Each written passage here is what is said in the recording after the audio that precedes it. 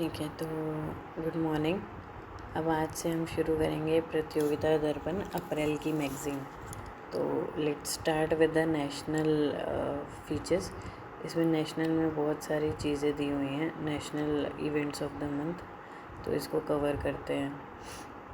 सबसे पहला वाला जो आर्टिकल है वो Parbati Kali Sindh Chambal ERCP modified PKC ERCP link project है। तो इसमें क्या हुआ है कि 28 जनवरी को राजस्थान और मध्य प्रदेश ने साइन किया है MOU विद किसके साथ साइन किया है उन्होंने? यूनियन मिनिस्ट्री ऑफ जल शक्ति के साथ। तो क्या करने के लिए? एक modified Parbati Kali Sindh Chambal ERCP programme launch बनाएंगे, लिंक प्रोजेक्ट बनाएंगे। इस प्रोजेक्ट से क्या होगा कि ये लॉन्ग पेंडिंग एक प्रोजेक्ट है, राजस्थान का कैनल प्रोजेक्ट है, जिसके अंडर क्या होगा कि इंटरलिंक करेंगे रिवर्स को। सो ILR, इंटरलिंकिंग द रिवर्स। और इसमें और भी बहुत सारी रिवर है, but ERCP is politically significant in Rajasthan. So ERCP क्या है? ERCP एक बॉडी है जो बहुत पॉलिटिकली पॉपुलर है राजस्थान में। सो वो इसको लिंक करेंगी राजस्थान के पानी को और चंबल के पानी को, MP के पानी को। सो अब इसमें क्या है अबाउट कि PKC ERPC, the modified PKC ERPC is interstate linking river linking project based on detailed project report. MOU agreement has been signed by Rajasthan, Madhya Pradesh और सेंटर। 3 लोगों के बीच में हुआ है कि भाई कितना पैसा लगेगा, कॉस्ट शेयरिंग क्या होगा, इम्प्लीमेंटेशन मैकेनिज़्म क्या होगा, मैनेजमेंट क्या होगा, कंट्रोल कैसे करेंगे वाटर बेसिन को, ये सारी चीज़ों पे बात हुई है। अब PKC लिंक प्रोजेक्ट क्या है? P मतलब परबती, K मतलब काली सिंध और C मतलब चंबल। तो परबती, काली सिंध और चंबल 3 नदियों को ये लोग आपस में इंटरलिंक कर रहे हैं और फॉर्मुलेट कर रहे हैं। कौन फॉर्मुलेट? इस प्लान को किसने बनाया है? यूनियन मिनिस्ट्री ऑफ इरिगेशन, अभी इसको वाटर रिसोर्स मिनिस्ट्री भी कहा जाता है, और ये सेंट्रल वाटर कमीशन के CWC के अंडर आती है, जो कि 1980 में बना था। अब national water development agency NWDA preliminary feasibility report Kali Sindh Chambal link project को देखती है, और उन्होंने इसको बना लिया था 1991 में ही। रिपोर्ट ने diversion of water from river Newaj एक काली सिंध की ट्रिब्यूटरी है, उसमें से पानी निकाल के चंबल नदी को देने का बनाया था, राणा प्रताप सागर डैम से या गांधी सागर डैम से। अब eastern Rajasthan canal project ERCP, तो अभी PKC हमने देख लिया, ये 3 रिवर्स था। ERCP हमने देख लिया। ERCP क्या है? Eastern Rajasthan canal project. तो 2019 में इसको बनाया गया था ताकि वाटर के रिसोर्सेज को अच्छे से यूज़ किया जाए। ये एक एक्चुअली टास्क फोर्स है जो मर्जर करती है रिवर्स का। अभी इसका जो एम है वो है intra basin transfer of water within Chambal basin by utilising surplus monsoon water available in Kali Sindh, Parbati, Mej, Chakan सब बेसिन। ठीक, इन सारी चीज़ों को वो मर्ज करना चाहते हैं, ड्रिंकिंग वाटर प्रोवाइड करना चाहते हैं 13 डिस्ट्रिक्ट को ईस्टर्न राजस्थान के, जैसे अलवर हो गया, भरतपुर हो गया, धौलपुर हो गया, सवाई माधोपुर, दौसा, जयपुर, अजमेर, टोंक, बूंदी, कोटा, बरन और जलवार, ये सारी जगहों को प्रोवाइड करना चाहते हैं। बेनिफिट्स क्या होंगे भाई कि इनको जाहिर सी बात है कि 13 डिस्ट्रिक्ट को, राजस्थान, मालवा, चंबल रीजन को इनको पानी मिलेगा और इरिगेशन की फैसिलिटी प्रोवाइड होगी।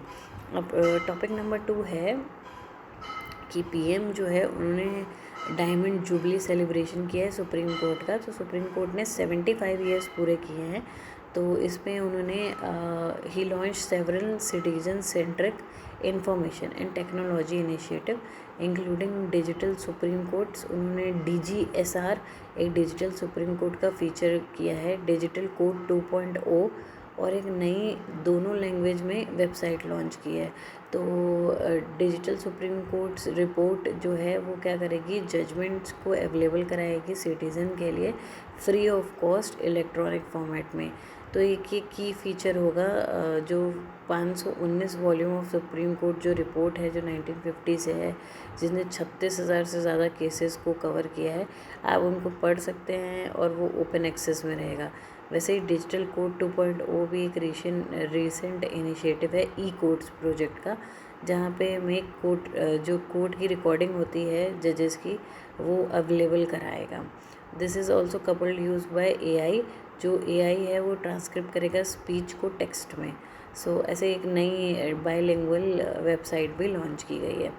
अब ईडी और स्टेट की टसल हो रही है, supreme court moves mechanism to identify Vedanta.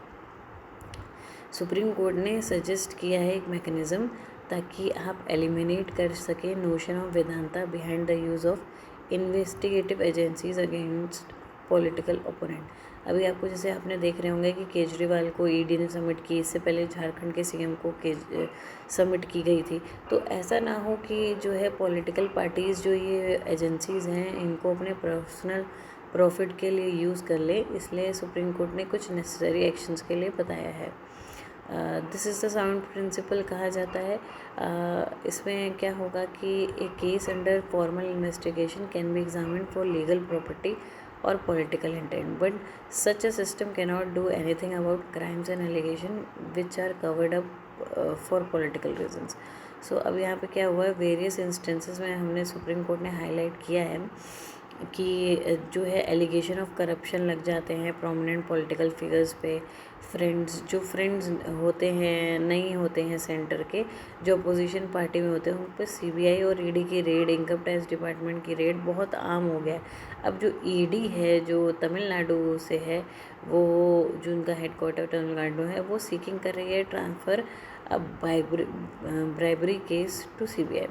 अब ईडी क्या चाह रही है कि एक केस है घूस का, वो सीबीआई को सौंप दिया जाए, अक्यूजिंग की स्टेट पुलिस ने उनको डिटेल्स एफआईआर की शेयर नहीं की और इल्लीगल माइनिंग हो रही है, मतलब जो है मिनिस्टर्स की और ऑफिशियल्स और अदर ने क्या किया, where state government beliefs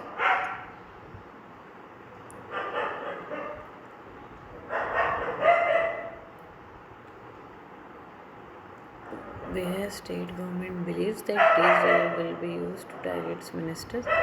Official state is run by a party opposed to ruling party at center. इसी में देखिए आप,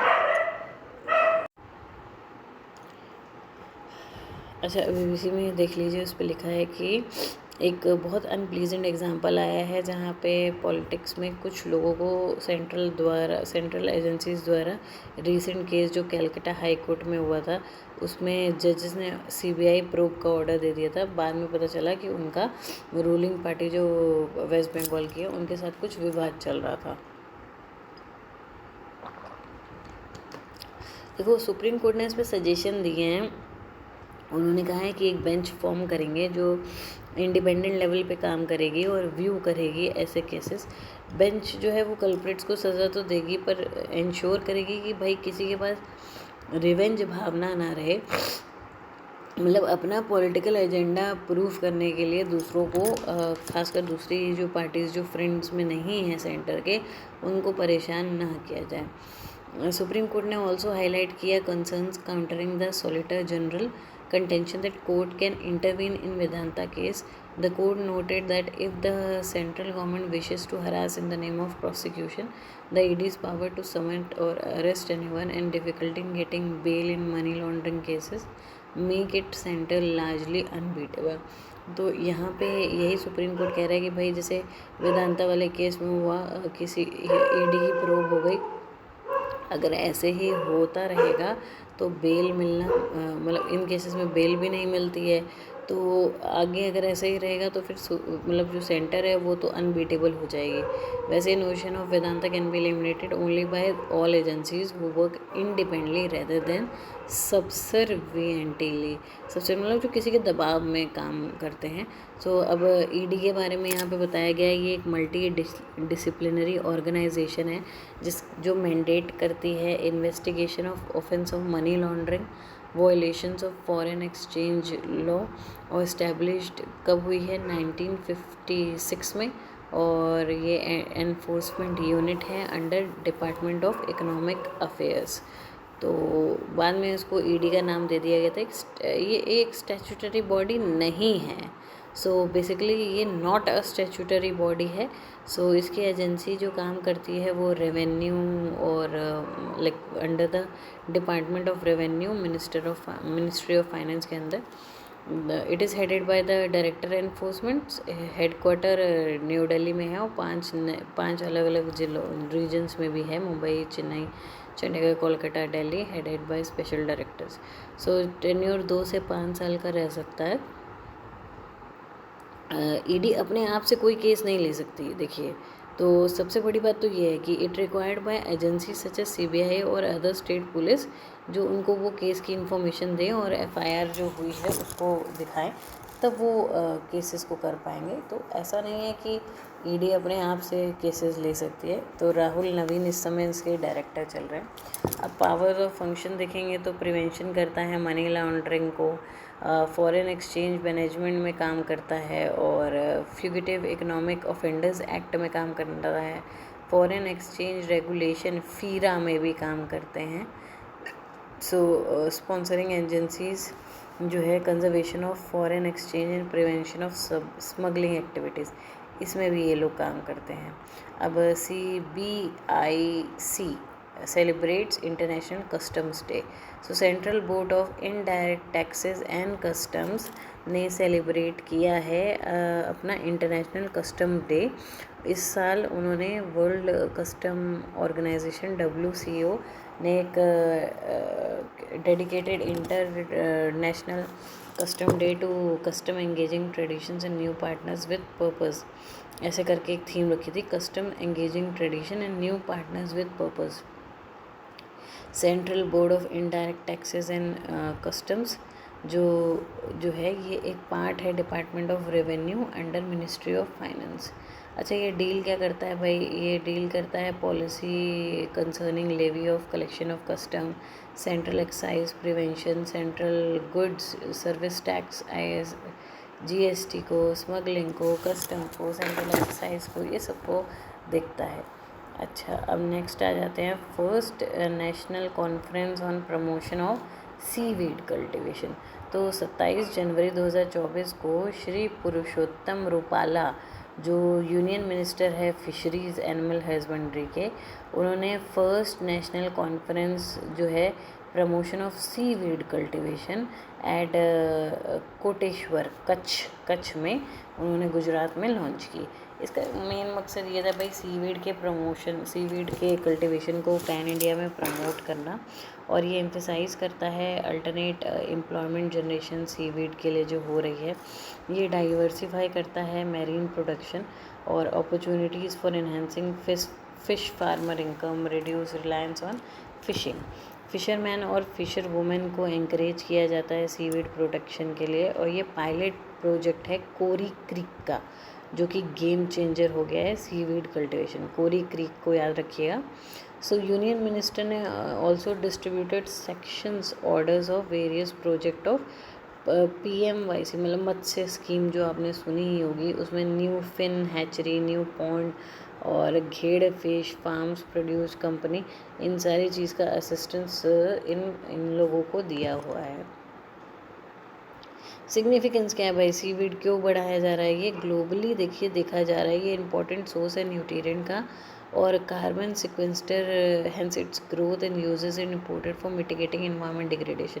सो इन्वायरमेंट को भी डिग्रेड होने से बचाता है, मेरीन जो लाइफ है उसको बैलेंस करता है, fulfilling nutritional requirements of human population, और ह्यूमन जो पॉपुलेशन उसकी रिक्वायरमेंट को भी कम करता है। इकोनॉमिक इम्पोर्टेंस यही है कि भाई एग्रीकल्चर, फूड, फार्मास्यूटिकल्स, कॉस्मेटिक और पोटेंशियल बायोफ्यूल है। सो ये जनरेट करेगा एम्प्लॉयमेंट ब्लू इकोनॉमी में। सो ये भी इम्पोर्टेंट है। अब प्रधानमंत्री मत्स्य संपदा योजना एक फ्लैगशिप प्रोग्राम है डिपार्टमेंट ऑफ फिशरीज़ के अंडर। इसमें financial assistant various fisheries activities के लिए प्रोवाइड किए जाएंगे, स्पेशली सीवीड कल्टीवेशन के लिए। ठीक है। अच्छा ओके, अब आगे चलते हैं। MP LADS e Sakshi mobile application 16 जनवरी को minister of state independent charge of minister of statics programme implementation MOSPI Rao Inderjit Singh ji ने लॉन्च किया है MP LADS e Sakshi mobile application, जो कि एनहेंस करता है ट्रांसपेरेंसी, एसेबिलिटी एंड एफिशिएंसी, जो एग्जीक्यूशन करेगा एम्प्लॉयड स्कीम का खुर्शीद लाल भवन न्यू दिल्ली में। So member of parliament local area development scheme MP LADS. So member of parliament local area development scheme, जैसा कि नाम बताती है वो फॉर्मूले, ये देखिए MP लैड्स जो है वो स्कीम थी जो 1993 में ही बन गई थी, जो इनेबल करती है मेंबर ऑफ पार्लियामेंट को कि वो रिकमेंड करे डेवलपमेंट वर्क को और एम्फेसिस करे creating durable community asset based on locally failed needs. हम लोकल में क्या नीड्स आ रही हैं और स्कीम्स को कैसे लॉन्च करना है। Each PM has choice to suggest to the district collector for works for tune 5 crore per annum to be taken for his constituency. So 5 crore पर annum वो ले सकते हैं और अपने कॉन्स्टिट्यूएंसी के लिए यूज़ कर सकते हैं। PM लैंड्स फंड करता है, क्रिएट करता है durable asset, physical infrastructure, health, education, इन सब में भी ये खर्च करते हैं। सो डिस्ट्रिक्ट जो अथॉरिटी है वो रिस्पॉन्सिबल है overall coordination with supervision of the work under the district level and inspect at least 10% of the works implementation every year. The district authority involve in MPs in inspections of project and extend feasible. So ये overall देखिए यहाँ पर में coordination होता है CMs का और नीचे वाले जो सब हेड्स हैं member of parliaments, MLA, MPs और प्लस जो वो रहते हैं उनके बीच का। अच्छा, अब साक्षी ऐप का मेजर क्या है? ये एक मोबाइल ऐप है सबसे पहली बात, और ये ऑफ़र करेगा convenience, accessibility, allowing MPs to propose tracks and oversee project on their finger tips. So MPs को अलाउ करेगा ट्रैक कर सके, प्रोजेक्ट्स को देख सकें और एसेबिलिटी उनके फिंगर टिप्स पे हो जाएगी। एप्लीकेशन स्ट्रीमलाइन करेगा कम्युनिकेशन MP और रिलेवेंट अथॉरिटीज़ के बीच और एक्सचेंज करेंगे इन्फॉर्मेशन और एनहेंस डिसीजन मेकिंग भी ईजी कर देगा। अच्छा, मोबाइल ऐप ऑल्सो प्रमोट करेगा transparency on the status of the progress क्या चल रही है उसके भी स्टेटस को प्रमोट करेगा। अब चलिए नेक्स्ट, CDCSCO इशू करता है regulatory guidelines for sampling of drugs, cosmetic and medical devices. Recently central drug standard control organisation ने इशू किया है नई गाइडलाइंस। किस चीज़ के लिए इशू की है भाई? क्वालिटी और एफिकेसी जो है ड्रग की वो देखने के लिए, और मेडिकल डिवाइसेस अवेलेबल हैं कि नहीं मार्केट में ये देखने के लिए।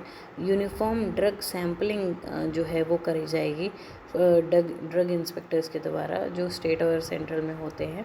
अब यहाँ पे 5 में कहीं देखिए हम ट्रेंड बना हुआ है कि कोई भी टेक्नोलॉजी नहीं है, मेथडोलॉजी नहीं है सैंपल कलेक्शन की, लोकेशन ऑफ सैम्पलिंग की, और रैंडमली ही किया जाता है by drug inspector. There is no centralised database. So section 22 और 23 of drug cosmetic act 1940 prescribe करता है प्रोसीजर सैंपल लेने का। So not to be taken by drug inspector of central and state drug control as part of routine drug quality surveillance.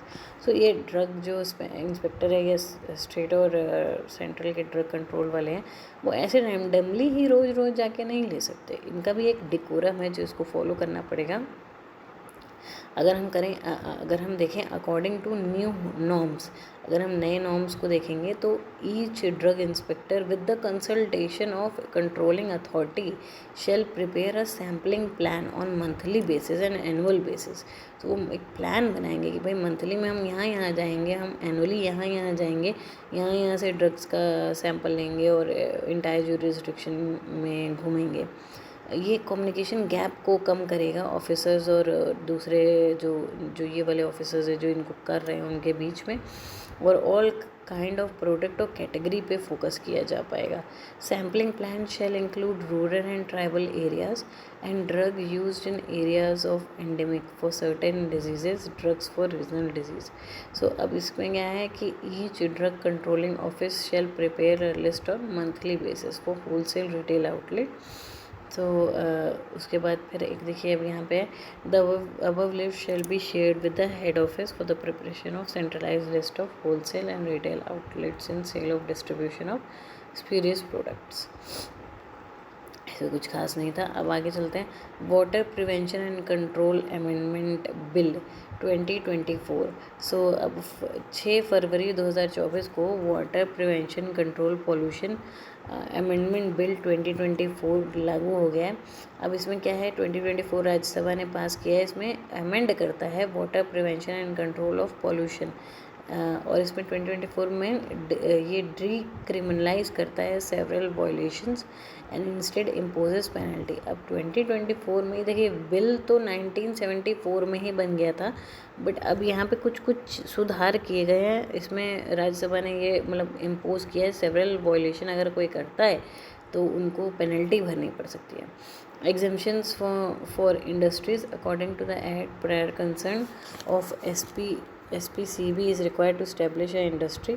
अब एक आपको भाई देखो वाटर प्रिवेंशन और कंट्रोल की बात हो रही है, तो अगर आपको अब इंडस्ट्री बनानी है तो आपको SPCB की परमिशन लगेगी कि आपका सीवेज कहाँ जा रहा है, वाटर बॉडी में जा रहा है, कहाँ जा रहा है, लैंड में जा रहा है। और 2024 बिल के बाद तो यूनियन गवर्नमेंट ने CPCB से मतलब मिल के उनके साथ मिल के एक वो इंडस्ट्रियल प्लांट्स और कहाँ से कंसेंट लेंगे और यूनियन गवर्नमेंट क्या क्या करने वाली है उसके लिए ग्रांट करेगी, रिफ्यूज़ करेगी, कैंसिल करेगी और कैसे कंसेंट मिलेगा, ये सब चीज़ का प्रोसीजर आउटले किया गया।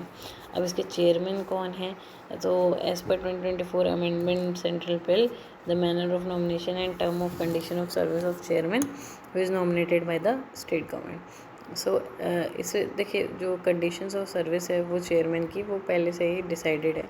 सो जो नॉमिनेट होंगे उनको बताया जाएगा। Adjudging officer for determining penalties 2024 में amendment bill empowers union government to appoint education officer. Adjudication officer को अपॉइंट किया जाएगा भाई जो 1974 एक्ट से बना है। वो क्या करेंगे, वो जॉइंट सेक्रेटरी के साथ सेंट्रल गवर्नमेंट के साथ और जो स्टेट लेवल पे है वो secretary to the state government, इन दोनों के साथ मिलके वो देखेंगे कि कितनी सज़ा मिलनी चाहिए। अच्छा, और अगर कोई किसी ने गलती की होगी तो भाई उसे फिर सज़ा मिलेगी। PM सूर्य घर मुफ्त बिजली योजना 13 फरवरी को प्रधानमंत्री ने PM सूर्य घर मुफ्त बिजली योजना जो फ्री इलेक्ट्रिसिटी है वो अपने बेनिफिशरीज को प्रोवाइड की जाएगी। ये एक रूफटॉप सोलर स्कीम है लॉन्च बाय PM, और इस स्कीम में क्या होगा, aim to solarise 1 crore household by providing free electricity to certain households every month. So free electricity provide की जाएगी कुछ घरों को, और इसमें जो सोलराइज कराया जाएगा 1 करोड़ घर को। Under the scheme central government will provide 300 units of free electricity per month to beneficiaries by investing worth 7500 crore. तो 300 यूनिट तक फ्री हो जाएगा। Free electricity was already announced by finance minister in interim budget. तो पहले से ही इसको announce कर दिया गया था हमारे फाइनेंस मिनिस्टर ने बजट स्पीच में। टारगेट क्या किया है भाई, देखिए स्कीम जो है 1 करोड़ घर को उजाला देने के लिए है, खासकर अर्बन लोकल बॉडीज़, पंचायत और इन सब के साथ मिल के रूफ टॉप सोलर सिस्टम लगवाने का। सेंट्रल गवर्नमेंट प्रोवाइड करेगी सब्सिडी इनडायरेक्टली बैंक अकाउंट्स में पीपल के। जो स्कीम होगी वो न केवल सब्सटेंशियल बेनिफिट देगी बट ऑल्सो पीपल को अवेयर कराएगी रिन्यूएबल एनर्जीज़ के बारे में।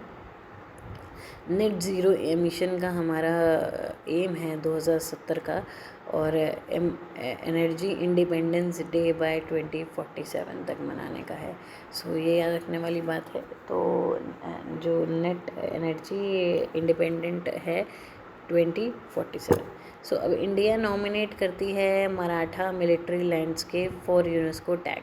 सो 29 जनवरी 2024 मिनिस्ट्री ऑफ कल्चर ने पुट फॉरवर्ड किया है Maratha military landscape for consideration of UNESCO world heritage list. अब इसमें encompassing a total of 12 components in the submission.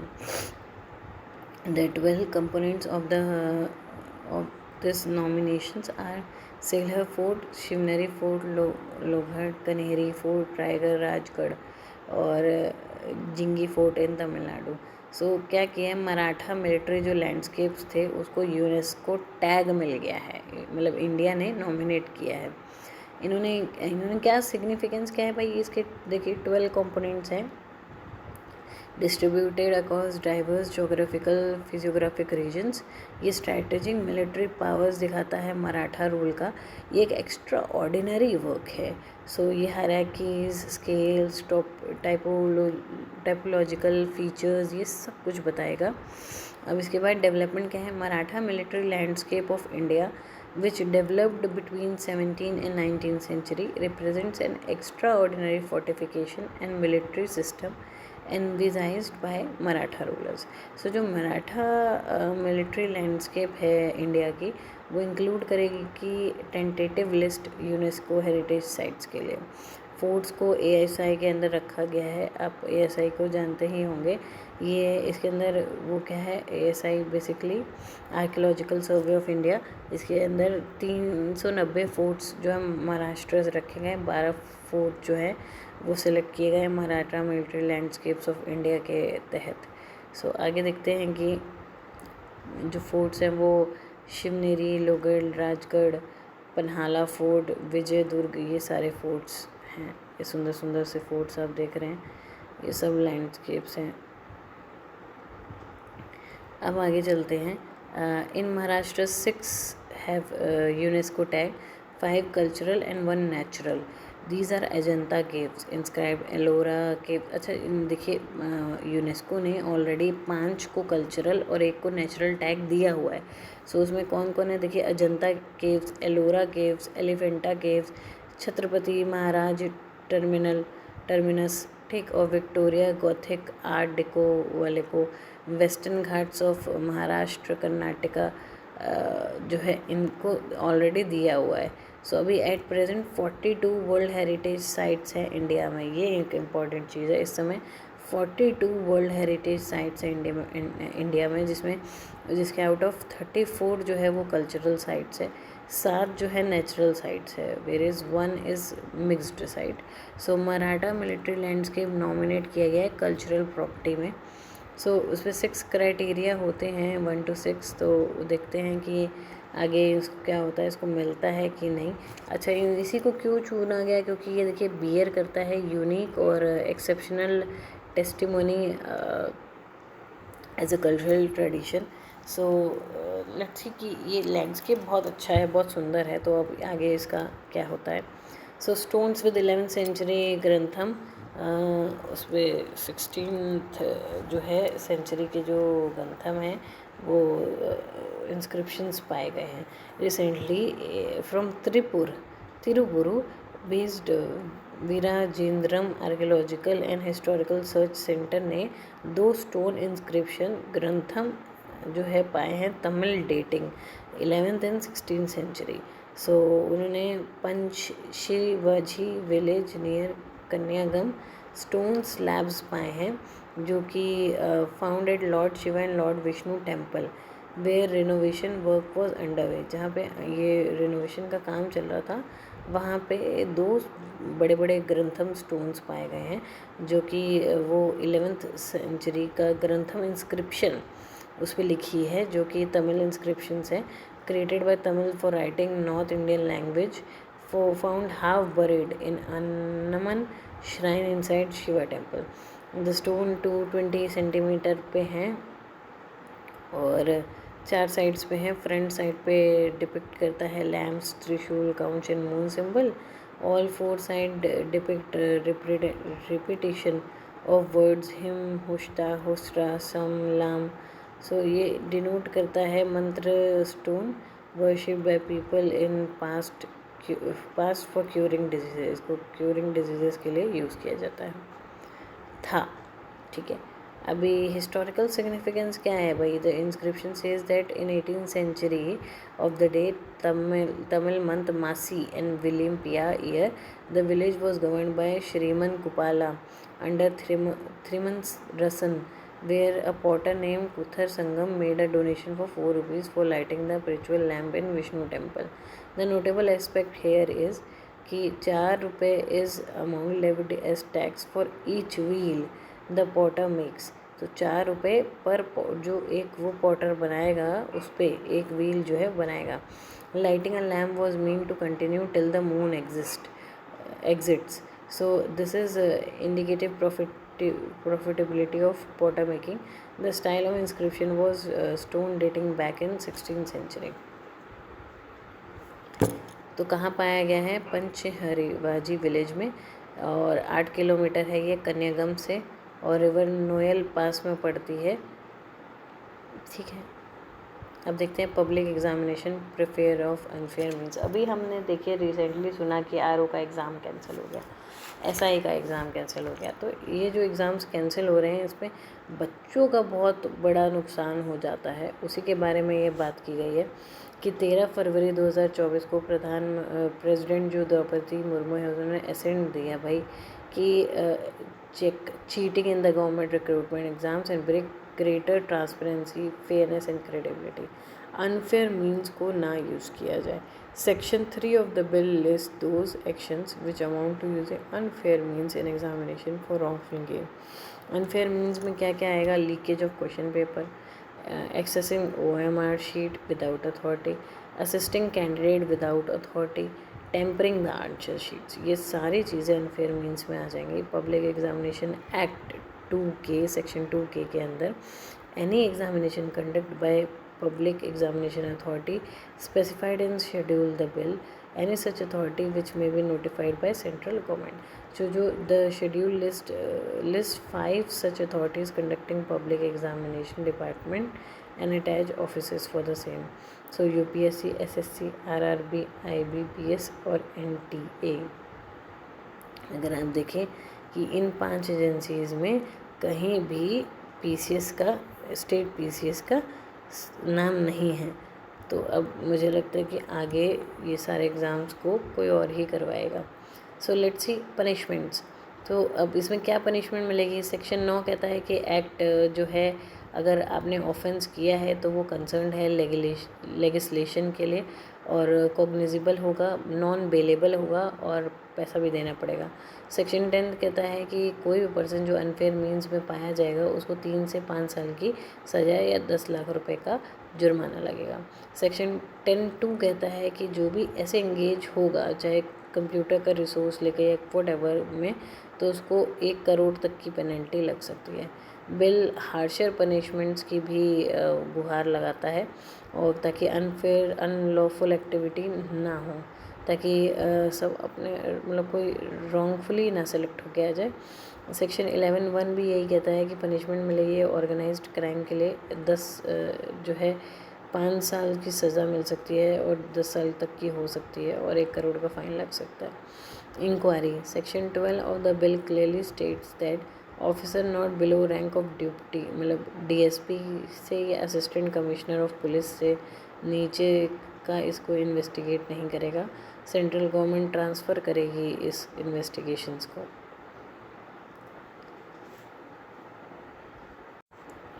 PM Shri schools in Chhattisgarh class 10-12 exams will be held twice a year. अब देखिए 2025-26 से बोला गया है कि भाई बोर्ड के जो एग्ज़ाम्स है वो 2 बार होंगे साल में। So union education minister Dharmendra Pradhan ने अनाउंस किया है कि launching 211 PM Shri schools in Raipur Chhattisgarh that students can appear twice for 10th and 12th exam, और उसके बाद रिड्यूस करेगा academic pressure on student. India's national education NAP ने भी इन्विजाइज किया था इस बार पे कि बाई एनुअल बोर्ड एग्ज़ाम्स हो और एम्पल अपॉर्चुनिटी मिले एक्सेल करने की बच्चों को। As per NCF board examinations will take place twice every year, giving students enough time and opportunities to perform well. This will allow to retain best marks scored. 10 bagless days in school component of 10 bagless days in school every year to emphasize engaging student with art and culture and other activities. Hub. So under the model, the mentor institution called the Hub, ये एक centralised responsibility लेगा mentee, जो कि ये सारी चीज़ें self improvement का काम करेंगी। PM श्री स्कूल जो है वो स्पॉन्सर्ड स्कीम है गवर्नमेंट ऑफ इंडिया द्वारा, जहाँ पे 14,500 PM श्री स्कूल्स खोले जाएंगे और in which every students feel welcomed and cared and where safe and stimulating environment of learning has been given. अब centre to clarify on Aadhaar as birth date proof with risk riders. अभी government of India ने 12 digit का resident Aadhaar card Aadhaar ID का बोला है कि Aadhaar ID is not a proof of citizenship और date of birth. अभी CAA लॉन्च हुआ है तो उसी के बाद ये इस तरह से कोई चीज़ें निकल के आ रही हैं कि भाई गवर्नमेंट ने अनाउंस किया है कि जो ये 12 डिजिट का आपका आधार आईडी है वो आपका सिटीजनशिप का प्रूफ नहीं है, ना ही डेट ऑफ बर्थ का प्रूफ है। Even new Aadhaar card and PDF versions of the identity document have started including a more explained and prominent disclaimer that they are a proof of identity, not a citizenship. ये identity का proof हो सकता है पर citizenship और date of birth का नहीं है, कि अदर ऑर्गेनाइजेशंस जो है इसको यूज़ ना करें। जैसे कि EPFO जो होता है जो एडमिनिस्टर करता है रिटायरमेंट फंड्स जो सैलरीड एम्प्लॉयड हैं, has stop accepting Aadhaar as a proof of date of birth. उसको उन्होंने मतलब EPFO वालों ने तो साफ मना कर दिया कि वो आधार कार्ड को डेट ऑफ बर्थ का प्रूफ नहीं मानेंगे। सो अब this invalidity of Aadhaar for use is determining the date of birth and citizenship has been a case for years.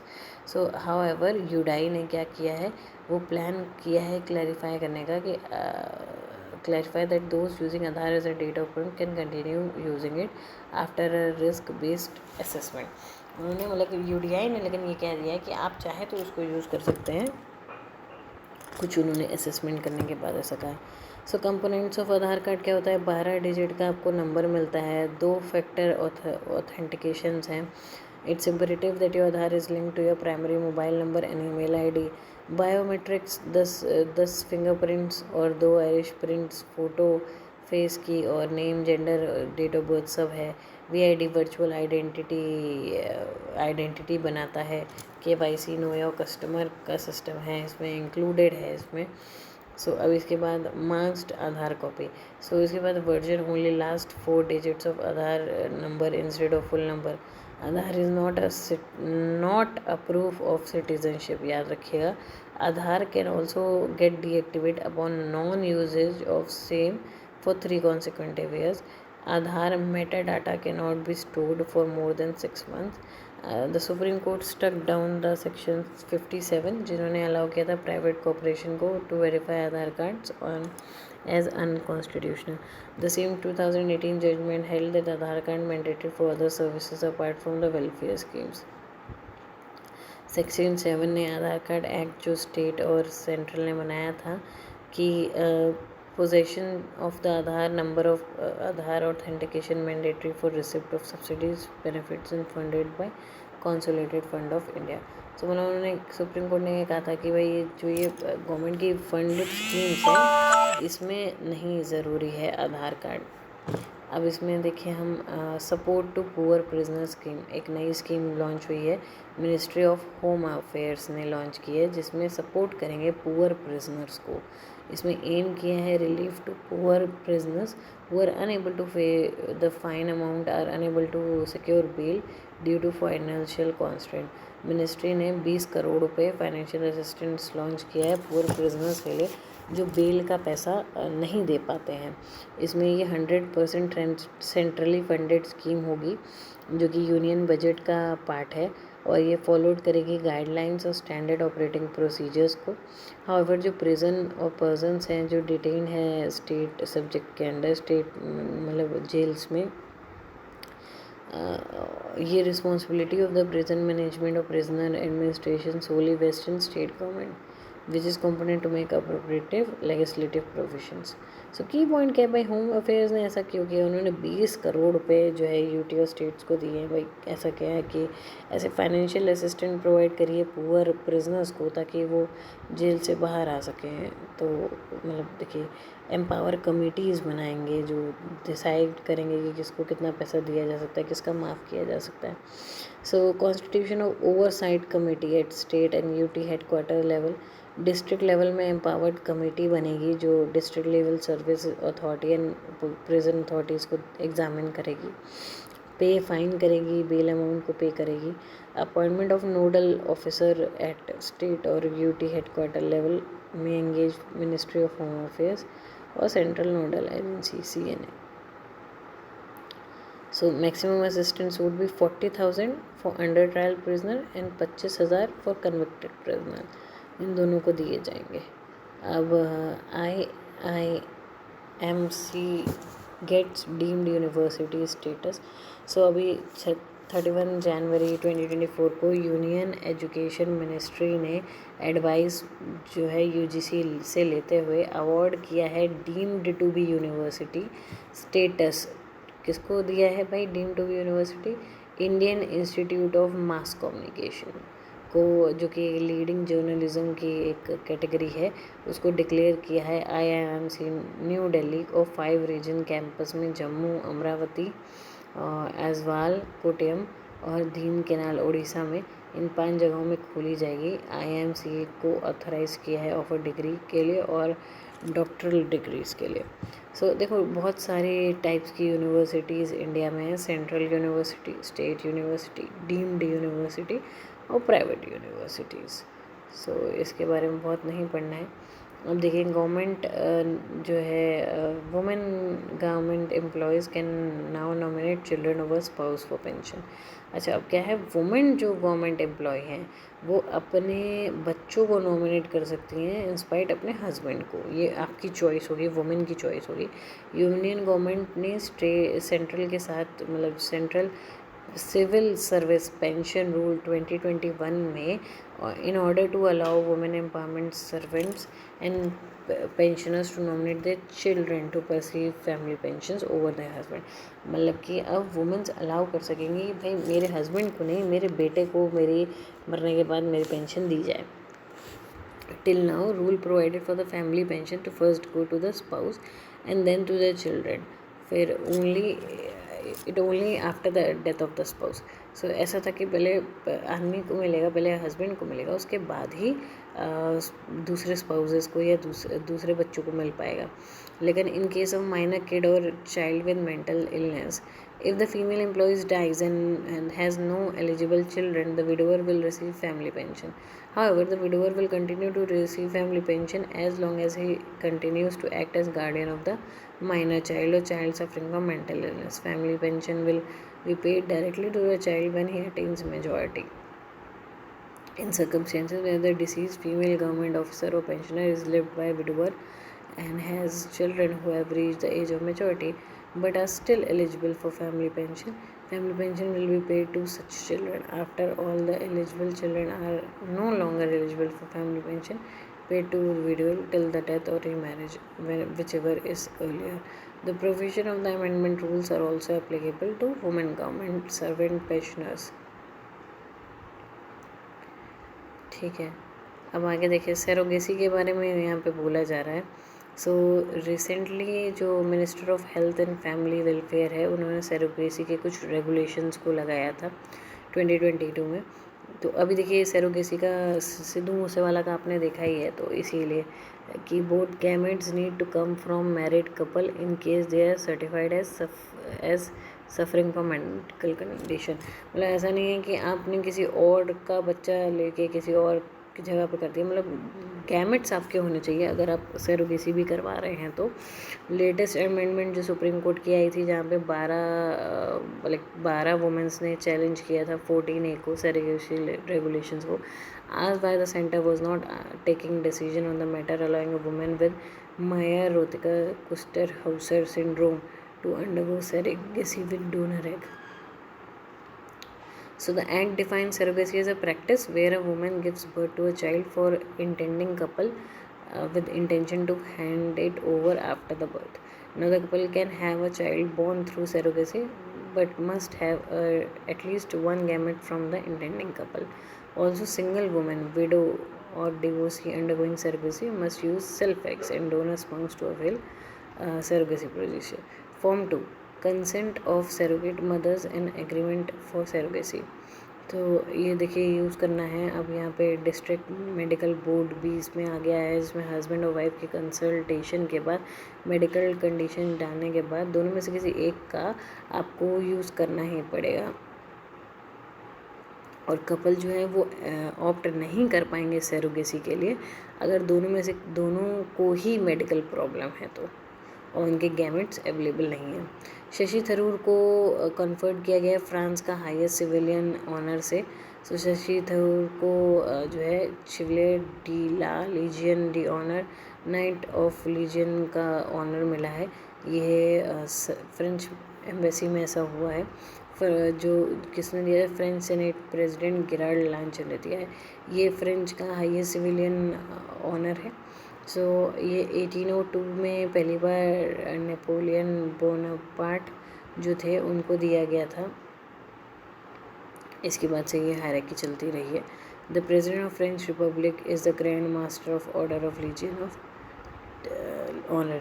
जो सेंटर है उन्होंने एक्सटेंड किया है ban students Islamic movement of India for 5 years under उपा। So union ministry of home affairs ने declare किया है student Islamic movement of India SIMI को अनलॉफुल एसोसिएशन, और डिक्लेयर किया है 5 साल के लिए बंद करने के लिए अंडर सेक्शन 131। सो इसको अनलॉफुल एक्टिविटी ऊपा के अंदर डाल दिया गया है। Last ban on SIMI was impose on 2019। SIMI is continuing to be involve in fomenting terrorism, peace and communal harmony. So इसके अंदर इनको बंद कर गया है। फ्लोर टेस्ट क्या है? What is a floor test? So when a house is in session and speaker who can call for a floor test, but when the assembly is not in session, the governor's residuary power under article 163 allow him to call for the floor test. So in case of the majority held by the government is questioned, so leader of the party that claims to have the majority has moved vote of confidence and prove a majority among those present and voting. सो इसीलिए जब government बन रही थी बिहार और झारखंड की, आपने देखा होगा, तो had to win the trust vote of Jharkhand and Bihar assemblies.